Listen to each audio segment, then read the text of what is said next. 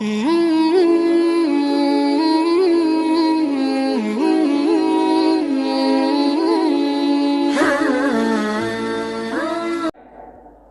سے، غیر مسلموں سے بھی اللہ کے نبی صلی اللہ علیہ وسلم نے قرض لیا ہے، تو قرض لینا کوئی بری بات نہیں ہے، کیونکہ بعض مرتبہ دنیا میں حالات اس طرح پیش آ جاتے ہیں، لیکن قرض کی ادائیگی کی فکر نہ کرنا، اس کے لیے محنت نہ کرنا، اس کے لیے کوشش نہ کرنا، یا اس کے لیے سچی نیت اور سچا ارادہ نہ رکھنا، یہ بہت بری بات ہے۔ بعض مرتبہ ہوتا ہے انسان جب قرض لینے جا رہا ہے اسی وقت سے اس کی نیت یہ ہوتی ہے کہ مجھے ادا نہیں کرنا ہے،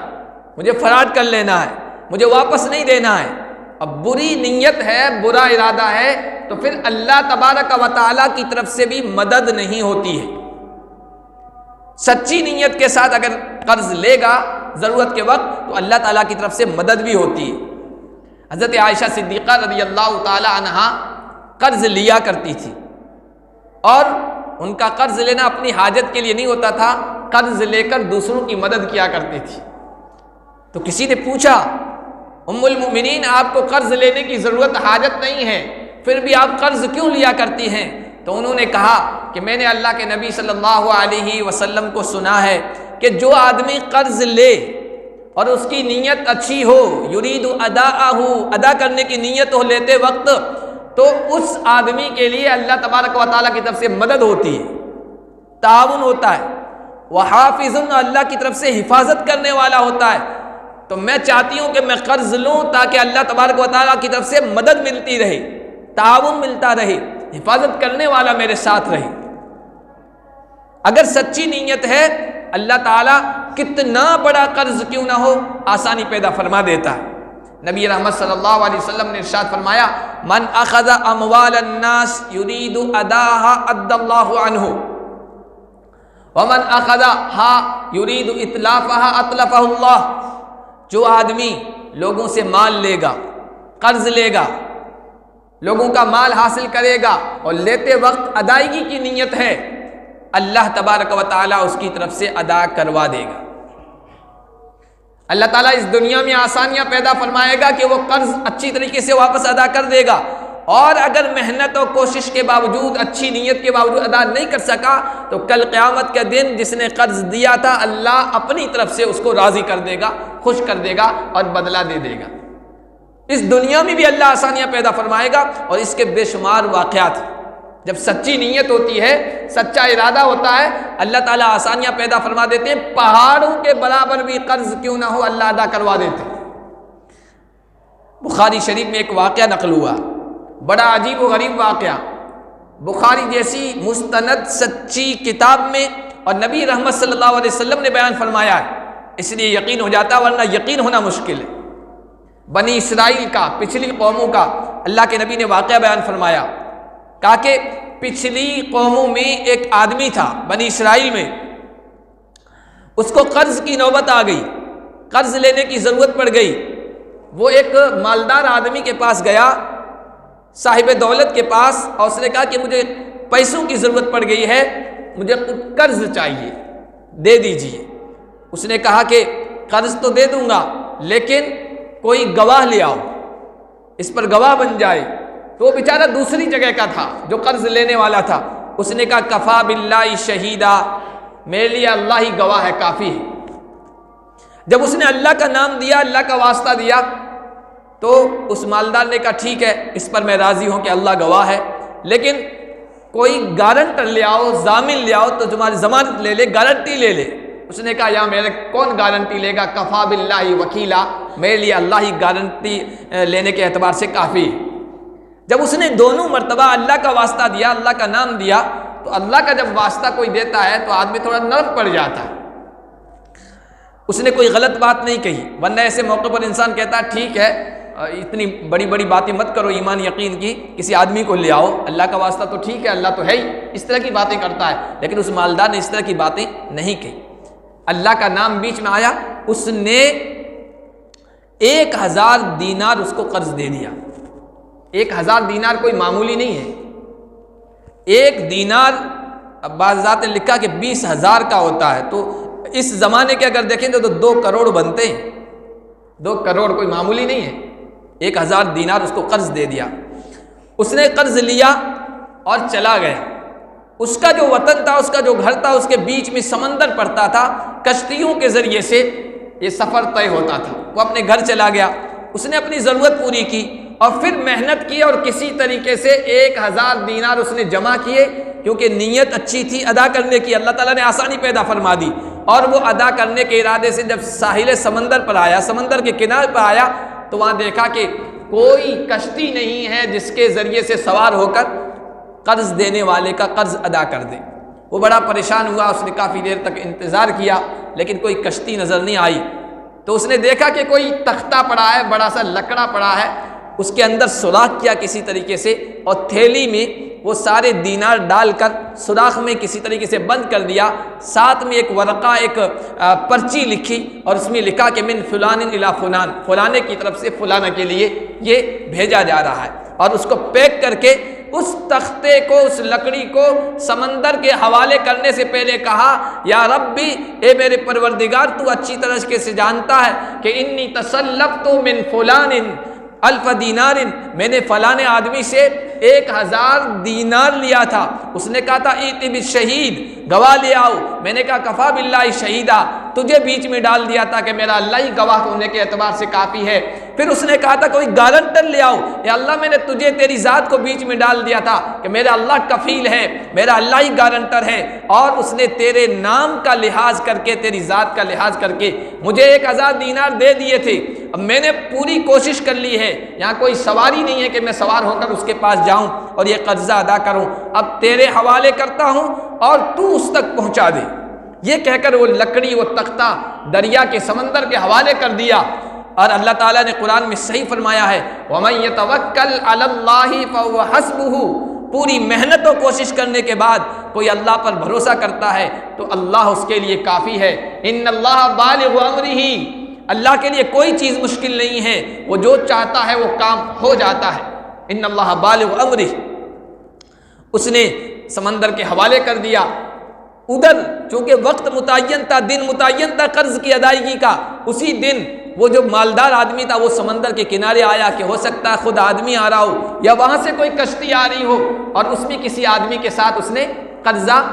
دے دیا ہو، بھیج دیا ہو، پیسے بھیج دیو۔ اس ارادے سے وہ سمندر کے کنارے آیا، لیکن دیکھا کہ کوئی کشتی نہیں ہے، کوئی سواری نہیں آ رہی ہے۔ کافی دیر تک وہ ٹہلتا رہا جس نے قرض دیا تھا، مالدار آدمی، اور واپس جانے کا ارادہ کیا تو کیا دیکھتا، دور سے سمندر کی موجوں اور لہروں پر کوئی لکڑی اور تختہ لہراتا ہوا، تیرتا ہوا نظر آ رہا۔ تو اس نے کہا تھوڑی دیر انتظار کرتا ہوں، وہ جب کنارے پہ آ لگے گا تو کم از کم یہی لے جاؤں، ایندھن کے لیے، جلانے کے لیے کام آ جائے گا۔ اس نے اس نیت سے اس تختے کو اٹھا لیا اور تختے کو اٹھا کر گھر لے آیا اور اس کو چیرا، کلہاڑے سے جب اس کو پھاڑا تو اندر سے چھنچھناتے ہوئے دینار نکلے اور اندر وہ پرچی بھی نکلی جس میں لکھا تھا کہ فلاں آدمی کی طرف سے فلاں کے نام اللہ کے حوالے کرتا ہوں، یہ قرض ہے میرا، اللہ تعالیٰ میری طرف سے ادا کر دے۔ اس نے وہ لے لیا، بڑا خوش ہوا، اس آدمی کی امانت داری پر، دیانت داری پر بڑا خوش ہوا۔ اب دیکھیے، اس نے 1000 دینار حوالے کر دیا تو اس کے بعد ہاتھ پیر کھول کر بیٹھ جانا چاہیے تھا کہ میں نے تو ادا کر دیا، لیکن نہیں، وہ مقروض جس نے قرض لیا تھا وہ کوشش کرتا رہا کہ پتہ نہیں وہ پیسے پہنچے یا نہیں، میں دوبارہ انتظام کرتا ہوں۔ 1000 دینار کا دوبارہ انتظام کیا اور پھر اس کو لے کر کشتی پر سوار ہو کر اس سیٹھ جی کے پاس، مالدار آدمی کے پاس آیا جس نے قرض دیا تھا، اور آ کر کہنے لگا کہ وقت متعین پر میں نہیں آ سکا، سواری نہیں مل سکی، معذرت چاہتا ہوں، اور اب یہ آپ کا یہ قرض ہے 1000 دینار، یہ قبول فرما لیجیے۔ تو اس مالدار نے کہا کہ آپ نے کسی کے ساتھ کچھ پیسے بھیجے تھے 1000 دینار؟ تو مقروض کہہ رہا ہے میں کہہ رہا ہوں کہ مجھے اس سے پہلے کوئی سواری ہی نہیں ملی، کوئی کشتی ہی نہیں ملی، میں تو ادھر آیا ہی نہیں، یعنی وہ بتا نہیں رہا کہ میں نے حوالے کیا تھا، لیکن مالدار بھی امانت دار تھا، وہ قرض لینے والا مقروض بھی امانت دار تھا۔ اس مالدار نے کہا نہیں، تم نے جو لکڑی میں پیسے بھیجے تھے، دینار بھیجے تھے، وہ مجھے مل گئے تھے، اب یہ جو دینار تم لے کے آؤ، یہ لے کے جاؤ اور تم اپنی ذات پر خرچ کرو، اپنے کام میں لے آؤ، اللہ نے مجھ تک وہ 1000 دینار پہنچا دیجیے۔ آپ دیکھیے، سچی نیت، سچا ارادہ، اگر قرض ادا کرنے کا ہے تو اللہ آسانیاں پیدا فرما دیتے ہیں۔ اس دنیا میں، معاشرے میں اور سماج میں ایسی بہت ساری مثالیں ہیں کہ کوئی آدمی اچھی خاصی حالت والا تھا، مقروض ہو گیا، قرض کے بوجھ تلے دب گیا، لیکن اس کی نیت سچی تھی۔ اکثر ایسا ہوتا ہے قرض کے بوجھ تلے دب گئے تو کہا اب ہاتھ کھڑے کر دیے، میرے پاس کچھ بھی نہیں ہے، یعنی ادا کرنے کی نیت بھی نہیں ہوتی ہے۔ لیکن اگر کوئی ادا کرنے کی سچی نیت، سچا جذبہ رکھے، محنت کرتا رہے، کوشش کرتا رہے، اللہ نے جو سبب اختیار کرنے کا، کمائی کا کہاں ہے وہ سبب اختیار کرے اور اس کے بعد اللہ پر بھروسہ کرتے محنت کرتا رہے، اللہ اس دنیا میں آسانی پیدا فرما دیتا ہے۔ قرض کا معاملہ بہت سنگین ہے شریعت میں۔ اللہ کے نبی صلی اللہ علیہ وسلم اگر کسی کا جنازہ لایا جاتا تھا تو سب سے پہلے یہ پوچھتے تھے کہ اس پر قرض تو نہیں ہے، اور اگر بتایا جاتا تھا کہ اس پر قرض ہے تو کہتے تھے میں نماز نہیں پڑھتا، تم لوگ نماز پڑھ لو۔ نماز جنازہ اللہ کے نبی صلی اللہ علیہ وسلم نہیں پڑھا کرتے تھے۔ ایک مرتبہ ایک جنازہ لایا گیا، مسجد نبوی کے باہر کے صحن میں صحابہ بیٹھے تھے، اللہ کے نبی بھی بیٹھے تھے۔ اچانک رفع راسہ الی السماء، آسمان کی طرف اپنا سر اٹھایا اور پھر اپنی پیشانی پر اپنا ہاتھ یوں رکھا، پھر کہا ایک تکلیف اور غم کے انداز میں، سبحان اللہ سبحان اللہ ماذا انزل من التشدید، سبحان اللہ، کتنی سخت بات اللہ کی طرف سے اتری ہے، کتنی سخت بات اللہ کی طرف سے اتری ہے۔ حضور نے یہ جملے دہرائے، صحابہ ڈر گئے، ایسے کیا سخت حکم اور سخت معاملہ اللہ کی طرف سے اترا ہے، نازل ہوا ہے۔ دوسرے دن صحابہ نے پوچھا یا رسول اللہ کیا معاملہ تھا؟ اللہ کے نبی صلی اللہ علیہ وسلم نے بیان فرمایا کہ قرض کے سلسلے میں اللہ تبارک و تعالیٰ کی طرف سے بڑا سخت معاملہ اترا ہے۔ اگر کوئی آدمی قرض لے اور پھر ادا کرنے کی کوشش نہ کرے اور اس دنیا سے چلا جائے تو اللہ تبارک و تعالیٰ کی طرف سے پکڑ ہوگی۔ کل قیامت کے دن اس قرض کے بدلے اگر اس کی نیکیاں ہوں گی وہ لے لی جائے گی، اور اگر نیکیاں نہیں ہیں تو جس کا قرض تھا، جس نے قرض اس کو دے دیا تھا، اس کی برائیاں اس پر ڈال دی جائیں گی۔ مختلف احادیث کی روشنی میں بات پیش کر رہا ہوں، کئی احادیث اس طرح کی سخت اللہ کے نبی صلی اللہ علیہ وسلم نے بیان فرمائی ہے قرض کے سلسلے میں۔ اسی لیے اتنا سنگین اور سخت معاملہ ہے قرض کا، اللہ کے نبی صلی اللہ علیہ وسلم نے اپنی امت کو دعائیں بھی سکھائی کہ اللہ سے مانگتے رہا کرو، اللہ تعالیٰ تمہیں مقروض نہ بنائے، اور اگر قرض لینے کی نوبت آ گئی اللہ تعالیٰ اس میں آسانی پیدا فرمائے۔ کئی دعائیں اللہ کے نبی صلی اللہ علیہ وسلم نے سکھائی۔ حضرت علی رضی اللہ تعالیٰ عنہ کے پاس ایک غلام آیا، وہ کہہ رہا کہ میں بدلے کتابت جو قیمت ادا کرنی ہوتی تھی غلام کو وہ ادا نہیں کر پا رہا ہوں۔ تو انہوں نے کہا کہ الا اعلمک کلمات علمنیہن رسول اللہ صلی اللہ علیہ وسلم، کیا میں تمہیں ایسے کلمات، ایسی دعائیں نہ سکھاؤں جو مجھے اللہ کے نبی نے سکھائی تھی، اور کہا تھا یمن کے سیر پہاڑ کے برابر بھی تم پر قرض ہوگا اللہ ادا کروا دے گا۔ پھر یہ دعا سکھائی، اللہم اکفنی بحلالک عن حرامک واغننی بفضلک عمن سواک، اے اللہ تو میرے لیے کافی ہو جا، حلال دے کر حرام سے بچا لے، اور تو اپنی ذات کے علاوہ تمام مخلوق سے مجھے مالداری عطا فرما کر مجھے بے نیاز کر دے۔ اسی طرح ایک اور حدیث اللہ کے نبی صلی اللہ علیہ وسلم کی ہے، دعا ہے، حضرت معاذ بن جبل کو سکھائی تھی، اے معاذ میں تجھے ایسی دعا سکھاتا ہوں کہ اگر احد پہاڑ کے برابر تجھ پر قرض ہے اللہ ادا کروا دے گا۔ پھر وہ دعا سکھائی، اللہم مالک الملک تؤتی الملک من تشاء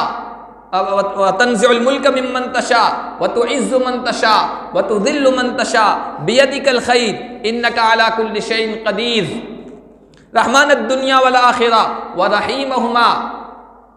اے اللہ تو بادشاہ دینے والا ہے، تو ہی بادشاہت کو چھیننے والا ہے، تو ہی جسے چاہتا ہے عزت دیتا ہے، تو جسے چاہتا ہے ذلت دیتا ہے، تو دنیا اور آخرت میں رحم کرنے والا ہے، تو دونوں جہاں میں رحم فرمانے والا ہے، ارحمنی رحمتن تغنینی بہا بفضلک من سواک، مجھ پر ایسا رحم فرما دے کہ سارے دنیا والوں سے تو مجھے بے نیاز کر دے، میری حاجتوں کو پورا فرما دے۔ اسی طرح کی ایک دعا حضرت فاطمہ کو بھی اللہ کے نبی صلی اللہ علیہ وسلم نے سکھائی تھی۔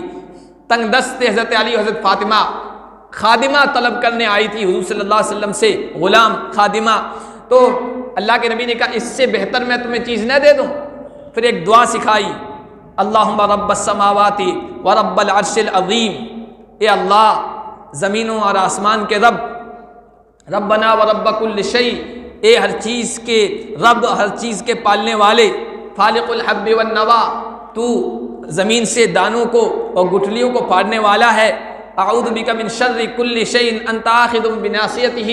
میں تیری پناہ چاہتی ہوں ہر ایسی چیز سے جو تیرے قبضے میں ہے، جس کی پیشانی تیرے قبضے میں ہے۔ اللہم انت الاول فلیس قبلک شیء وانت الآخر فلیس بعدک شیء وانت الظاہر فلیس فوقک شیء وانت الباطن فلیس دونک شیء اقض عنا الدین واغننا عن الفقر۔ یہ دعائیں سکھائی ہے۔ اگر کوئی مقروض ہے، ان دعاؤں کو محنت کے ساتھ ساتھ، اچھی نیت کے ساتھ ساتھ، دنیا میں کوشش کرنے کے ساتھ ساتھ اگر مانگتا رہے گا، اللہ آسانیاں پیدا فرمائے گا۔ اللہ ہم سب کو قرض سے نجات عطا فرمائے، قرض سے ہم سب کی حفاظت فرمائے، اور جو قرض تلے دبا ہوا ہے اللہ اس کے قرض کی ادائیگی کی شکلیں پیدا فرمائے۔